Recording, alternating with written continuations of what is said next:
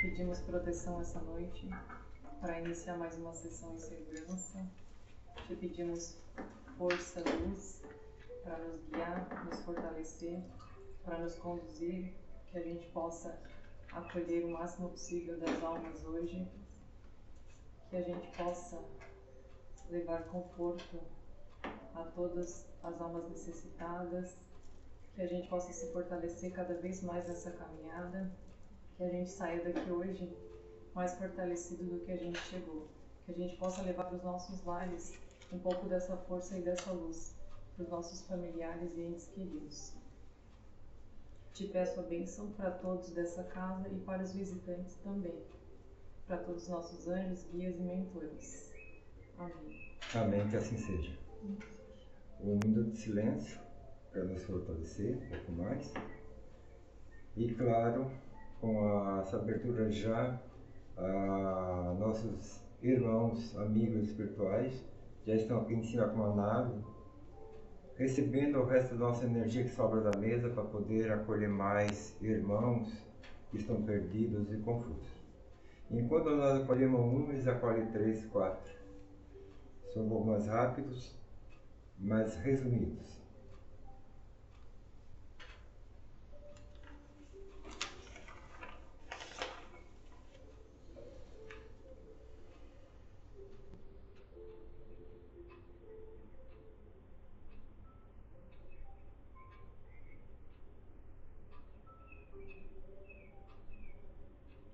Bom, no encontro passado, na sessão passada, nós falamos sobre como doutrinar um espírito e como ter o diálogo e argumentos. O doutrinador que é avisado, claro, porque quando é doutrinador, os espíritos da escuridão não gostam, porque ele vai ensinar as pessoas se defenderem e ajudar mais mortos, perdidos, aqueles mais confusos, aqueles que se encontram como aqueles soldadinhos pequenos. Hoje eu vou dar uma continuidade em cima desse assunto novamente, tentar entender um pouco como funciona os dois mundos, quando alguém ou algum humano tenta ajudar o outro lado e como se comporta o outro lado. Pode começar. Como os espíritos encaram a doutrinação? Alguns comunicantes pensam encontrar-se em um julgamento e se sentem ofendidos porque se consideram vítimas e não réus. Daí a importância de fazê-los compreender que não estão sendo julgados. Outros espíritos a tomam por insulto ou por sermão que não lhes interessa. Outros sequer registram a palavra do doutrinador por estarem com a mente obscura, incapaz de reagir positivamente a qualquer estímulo de despertamento. Então, como que hipnotizados pelas próprias criações mentais e processos viciados de fixação. Nesse caso ali, quando acontece isso aí, o que nós devemos fazer? Qual o primeiro passo? Seja bem-vindos. Mostrar que nós estamos aqui para acolhê-los, não para julgá-los. Quando nós mostramos esse afeto, esse acolhimento, esses mortos começam a baixar a guarda. Porque eles vêm todos, às vezes, querendo nos intimidar, achar que nós vamos zombar deles. E deixar claro, nós não estamos aqui para julgar vocês, mas sim para acolhê-los. Se Deus não julga, quem somos nós para julgar? Deixar sempre bem claro, com isso é um balde de água fria em cima desse morto, desse espírito sofredor, que ele começa a nos atender e observar o que nós falamos. Indiferentes a tudo quanto esteja fora desse campo magnético de influência fluídica e que respiram indefinidamente. André Luiz costuma compará-los a verdadeiros sonâmbulos. É onde entra a assistência dos bons espíritos. O doutrinador é sempre auxiliado para a relação dos bons espíritos na doutrinação do obsessor e do obsedado, passando o meu orientador a respirar diretamente ao colaborador, o humano que se dirigia à sessão. Conta o mestre sobre uma cena de doutrinação e completa adiante, na descrição. Fixei a minha atenção na orientação que se estabeleceu entre os 712 anos de escuridão desencarnado, incorporado em um médio da casa, e o doutrinador humano, orientando intuitivamente pelo anjo Carlos, instrutor desencarnado. Aqui está bem claro que os nossos assistentes, bons espíritos, sempre estão ao nosso redor. Então, eu acho tão engraçado que às vezes nem penso a frase vem e sai da minha boca. Porque quem está, às vezes, nos orientando são nossos mentores, nossos anjos. É interessante, às vezes eu fico depois me perguntando, mas eu não pensei isso. Mas são orientadores, os anjos, que nos passam informação como nós proceder, como responder para aquele espírito que às vezes vem meio confuso, que nem no caso ali foi citado. Aquele morto de 712 anos perdidos, confuso. Quando chegou aqui no exorcismo, ele se achava muito empoderado, muito cheio de si. O que foi feito? Pela experiência nossa, que nós temos cada dia, consigo ter mais experiência, isso é muito importante. Deixei bem claro para ele. Parei, quem tu acha que tu é? Se tu fosse coisa boa, não estaria 712 anos na escuridão. Estaria na luz, ajudando. Então vamos conversar de igual para igual, sem alteração. Ali a gente já faz entender que a gente mostra a nossa segurança e mostramos que nós estamos aqui não para julgar, mas conversar de igual para igual. Porque são confusos, mas se acham poderosos. Isso acontece muito. Então, os nossos mentores, bons espíritos, sempre estão ao nosso redor. A casa de acolhimento Mãe Aparecida, nós agradecemos. Nós temos mais de 100 mentores e anjos. Ao todo, mais de 100 já. Que vem, nos auxilia, nos ajuda. E geralmente por aí, né? A gente escuta uma prática. Não, você às vezes pode ser só um mentor ou dois. Não, nós podemos ter uma falange muito grande. É saber conversar com eles e sempre dessa maneira, como diz o nosso mestre Zen, quando você chama alguém para ele vir e trabalhar, nos ajudar, ele está elevando a equipe toda. Todos eles estão ganhando pontuação. E se nós chamarmos eles, eles agradecem a nós. Porque estão se elevando. E também nós ganhamos pontuação. Nós estamos aqui trabalhando, nada à base de troca. Então, isso nós ganhamos pontuação. E esses mentores agradecem quando nós chamamos eles a trabalhar. Claro, sempre nós temos que visar o bem. Que às vezes o ser humano é complicado, né? Ele quer às vezes na base de troca. Não é dessa maneira. Trabalhando com a luz, nós sempre ganhamos, temos vantagem, ganhamos pontuações, sim. Eu sou uma prova viva, vou fazer 8 anos esse ano que eu morri. Estou aqui. E a maioria, às vezes, quem vem para cá trabalhar na caridade, sempre teve alguma coisa no passado e que levaram sorte, ganharam sorte, estar novamente aqui na Terra para poder ajudar a humanidade. Não para se ajudar, mas sim para ajudar a humanidade. Por isso que nós temos esses dons, para ajudar a humanidade. Próximo.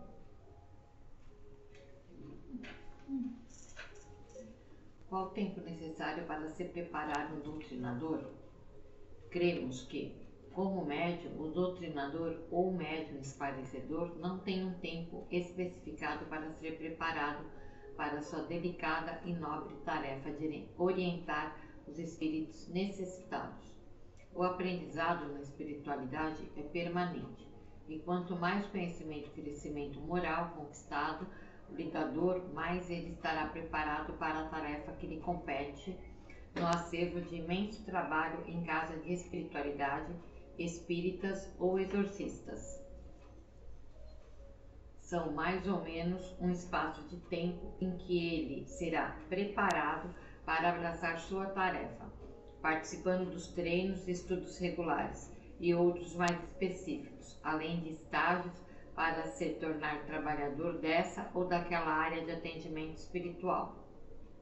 É claro que em tudo isso deve-se levar em consideração o desembaraço, a dedicação, conduta moral e liderança do trabalhador para a tarefa que ele deseja abraçar. Agora, preparado mesmo, o doutrinador somente estará apto depois de muitas reencarnações que lhe possam garantir, de fato, a condição de verdadeiro espírita. Nesse caso, o tempo de preparação do doutrinador não há tempo exato. Cada caso um caso. É como nós sabemos, tipo uma profissão também. O que conta bastante é a experiência, a prática. Quando nós assistimos ou participamos desses encontros, nós começamos a ganhar mais conhecimento. Começamos a entender que para ser um doutrinador tem que estar levado, ter caráter, se dedicar e responsabilidade e muito treino.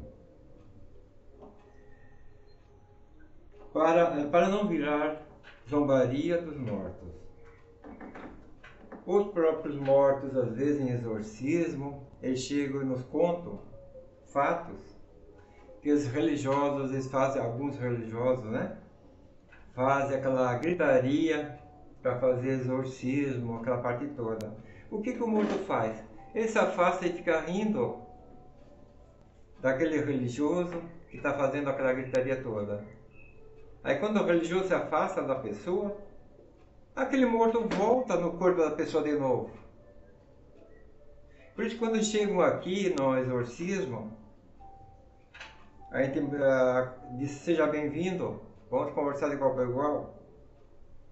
Eu pensei que eram aquelas orações fortes, porque já aconteceu, sim, já a gente teve orações fortes e expulsaram, mas não fazem nada, a gente só se afasta e volta no corpo de novo. Então eles mesmos ficam zombando aquele religioso que não está preparado. Então, para nós não acontecer nesse caso, nós devemos nos preparar para sentir treino, assistindo essas sessões sobrenaturais. Isso nos traz uma bagagem grande, porque senão nós viramos chacota também.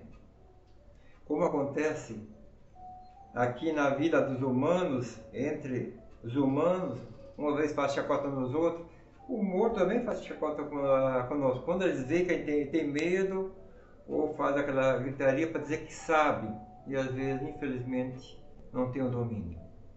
Então nós temos que cuidar muito e nos preparar para ser um doutrinador.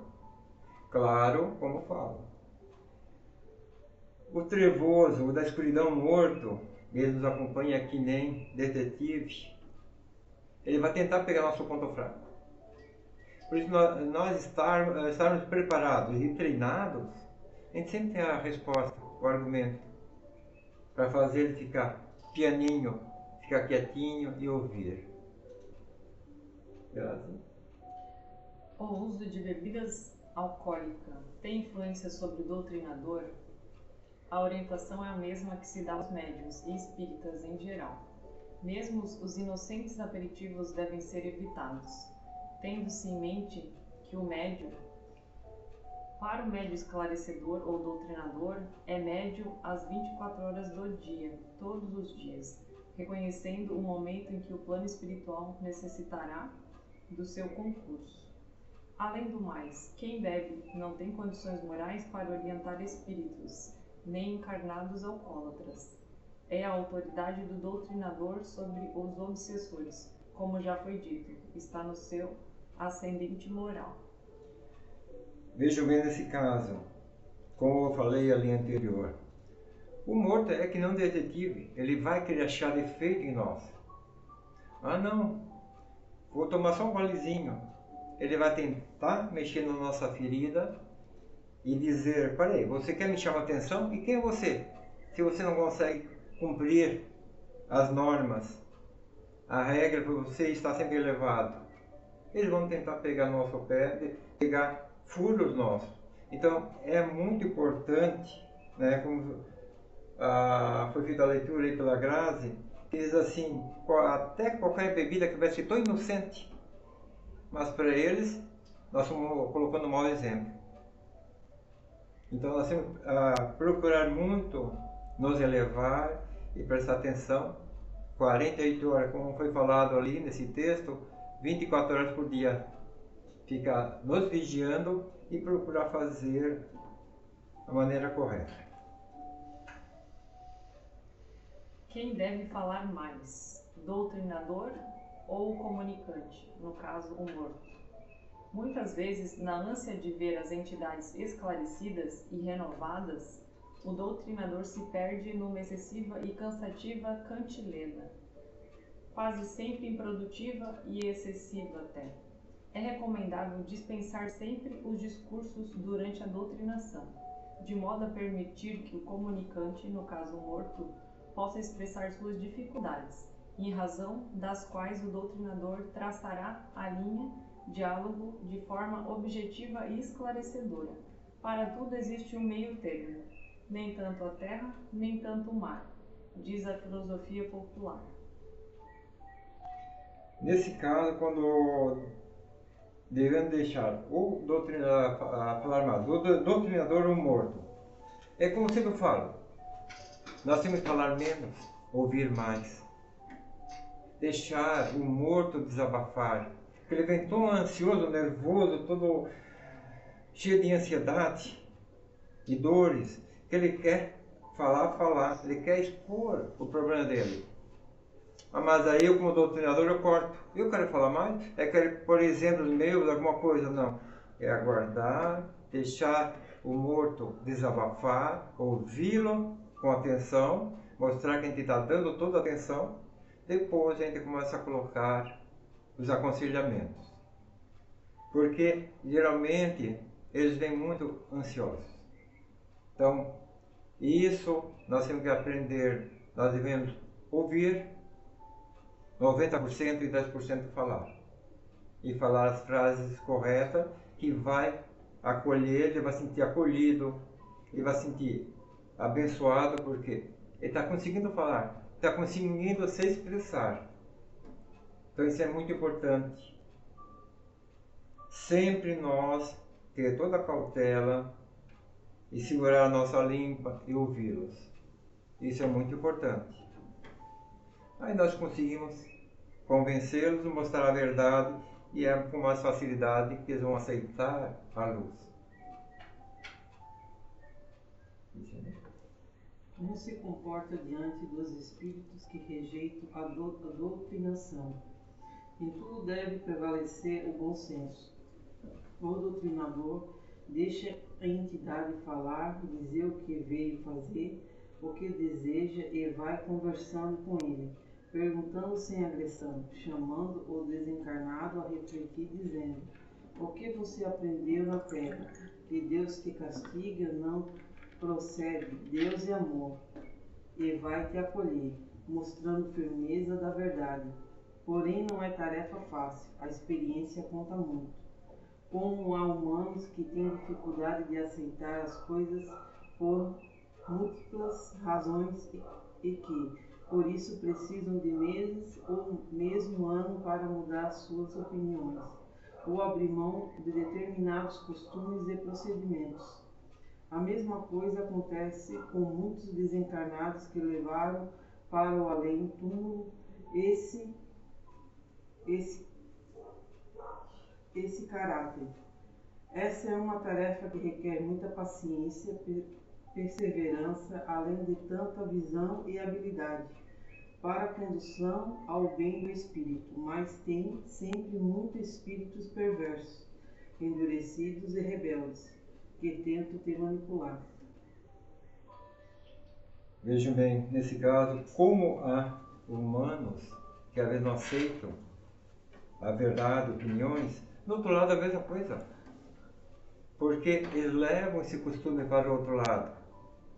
Eles vão com os mesmos vícios para o outro lado. Até ainda eu diria que é mais fácil convencer o morto mais rápido que às vezes um humano. Porque às vezes o humano, ele sabe que está errado, ele está com vícios, ele não quer aceitar a mudança. Mas o morto, eu coloco que é mais fácil, que ele percebe, nós somos autoridade, e se nós levamos com firmeza o que nós estamos falando, e nós temos certeza que nós estamos falando, eles vão aceitar essa verdade. Por quê? Eles se sentem também oprimidos também, porque eles não têm corpo. Né? Então, se eu falar alguma coisa para eles, uma vez ou duas ou três, eu consigo convencê-los a aceitar a verdade. Porque o que anda por aí, essas falácias, não são verdades. São apenas tradições, costumes que alguém começou a falar que o morto tem poder, que você deve às vezes aguardar, às vezes tentar convencer esse morto, ou uma vez, duas, três, ou etc. Não. Nós temos aqui experiência, nós temos resultados aqui na Casa de Acolhimento Maria Aparecida, porque nós convencemos eles. Mas claro, se a treino precisa ter conhecimento, domínio e liderança. Para mostrar que nós estamos falando com toda a segurança. E claro, cabeça divina, o que nós falamos realmente procede, são fatos, conhecimentos, através dos mortos que nós aprendemos muita coisa e através dos anjos, dos mentores. Nós aprendemos muita coisa boa. Não adianta ter falácio por aí, alguém às vezes fala, você é médium? Se assusta com a palavra médium, misericórdia. E o que quer dizer em latim a palavra médium? O intermediário dos dois mundos, é o tradutor dos dois mundos. Nós falamos dons, mas em latim quer dizer, o médium em latim é o tradutor, intermediário. Mas é colocada na mente das pessoas essa falácia, que é coisa ruim. Aí a pessoa que às vezes não tem conhecimento, ela começa a se retrair, acreditando e leva na sua mente como fosse verdade essas falácias. Alguém queira fazer alguma pergunta, algo assim? Ou questionar? Rose? Lisiane? Cita? Ninguém? Então, faremos aqui agora para a segunda etapa. Começar a conversar com os mortos, com os anjos.